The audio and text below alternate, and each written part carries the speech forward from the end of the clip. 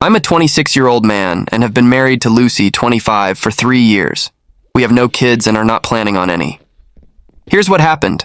I have a job that requires me to travel about one weekend every 4-6 weeks. I leave on Friday morning and come back very early Monday morning around 2 a.m. Lucy is almost always asleep, so I just crawl into bed with her and we wake up together on Monday morning. I have 2 days off after the work trip, those 2 days. This time, we finished the work early and I came back a day earlier.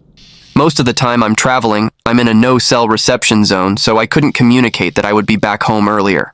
No problem, this has happened before. I came in at 2 a.m. on Sunday, crawled into bed, and hugged my wife, feeling that she was naked. Being the man that I am, of course I grabbed her boobs. She is my wife, after all. I heard her moan a little, and then I heard Lucy say, "Just stay put, sweetheart, I'll be right back." I watched Lucy get up and stand there, completely exposed. I couldn't help but say, "You look absolutely stunning." The moment I said that, Lucy turned around as if she'd been stung by a bee and stared at me in shock. It took me a few seconds to comprehend. If Lucy is standing in front of the bed, who am I holding? I quickly sat up and looked at the person, the naked person, I was holding, who was still sleeping in my arms with my hand on her chest. It was Amy, 24, Lucy's best friend. I just shouted, "What the hell is going on here?" This woke Amy up, and she jumped up and ran to Lucy. They both ran to the bathroom. I could hear them talking in panic but couldn't make out what they were saying.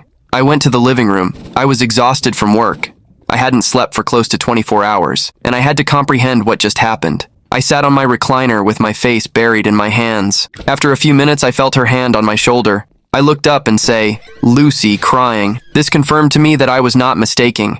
I am grateful they did not try to gaslight me. With my lack of sleep and exhaustion, they could have easily fooled me into thinking it was something innocent. Both Lucy and Amy were now dressed. Amy was standing behind the sofa, and Lucy was kneeling beside me. Looking back, Lucy's whole body language was that of concern and caring, not defensive and ready to flee. I was honestly too tired to be angry, so I calmly asked, "How long?" Lucy replied, "A couple of months." "During my work trips?" I asked. Lucy nodded. "Yes." "Has there been anyone else?" I asked. Lucy shook her head. "No, I'm going to bed. I'm exhausted. We'll talk about this tomorrow." "Amy, I don't want you here tomorrow," I said. I went to bed and fell asleep almost immediately. The next morning, Lucy was at the breakfast table waiting for me. I have no idea where she slept or if she slept at all. As per my wish, Amy was not here. I made a cup of coffee, sat down, and said, "All right, you need to explain everything. After that, I want to hear why I shouldn't divorce you. And finally, what you're planning to do to fix this, something you should know about me." I have a calm anger. I don't shout, but my voice does change and sounds harsher, more stern. That is the only way I can explain it. Lucy started by telling me she's bisexual and that she and Amy had been having an emotional affair for a while. It only turned physical during one of my work trips at the beginning of the year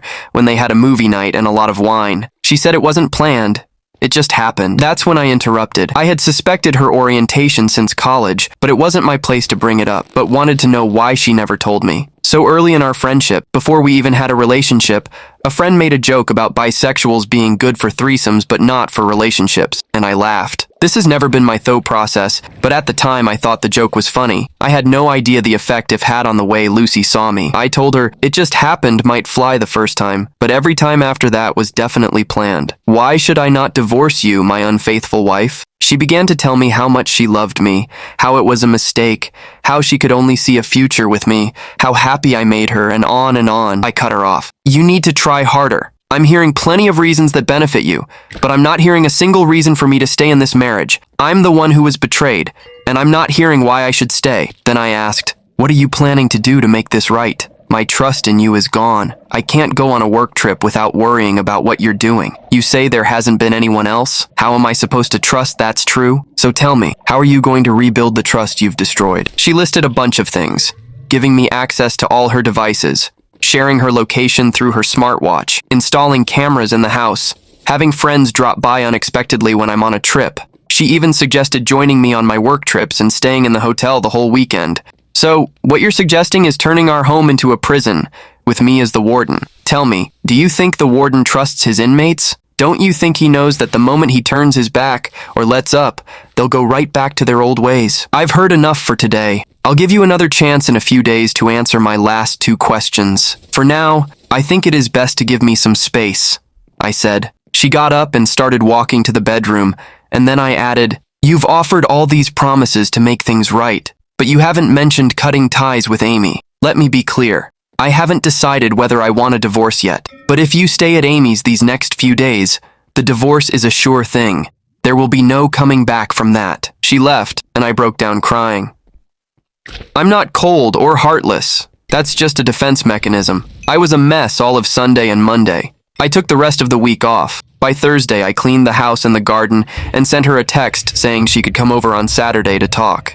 If she didn't come or didn't reschedule, I would assume she had given up on us. She arrived at our home at around 8:30 in the morning, which is very early for her. I let her in, she sat on the sofa, and I made her a cup of coffee. "Where did you stay this week?" I asked. "At my sister's," she replied. "What did you tell her?" "Only that we are having some trouble and you need some space." "Did you see Amy?" "No, not even a text," she said, taking out her phone to offer it to me, but I declined. "I told you, I'm not going to play the role of warden," I said. "So, do you trust me?" she asked. "No," I replied. "Then how will you ever trust me again if you won't even check my phone? I'm not the one who needs to do anything to regain trust. I wasn't the one who broke it. You're the one who has to do the work," I said. "But how?" she asked. "I don't know. You spent time and energy sneaking around behind my back. Use that same energy to figure out how to rebuild the trust. This is your mess, so if you want to fix it, you have to do the work. I don't have to do anything," I said. "You could meet me halfway," she suggested. "I already am. I'm giving you a chance to make things right," I replied. The issue wasn't the sex with Amy. If she had told me after the first time when it just happened, we could have worked it out. The problem was the betrayal of my trust. The problem was doing everything behind my back, keeping it a secret from me, her husband. She broke down crying when I told her this. I told her I'm giving her 3 months to regain my trust. If after 3 months I still can't trust her, I'll file for divorce. I know, 3 months is a long time, but I want to give her a real chance, because the truth is, I still love her. But if after 3 months there is no trust, I will file for divorce. I'll give her one courtesy. She can come up with a reason for our divorce that doesn't have to be the truth. I don't want to ruin her reputation with friends and family, but if the new story puts me in a bad light, I'll tell everyone the real story.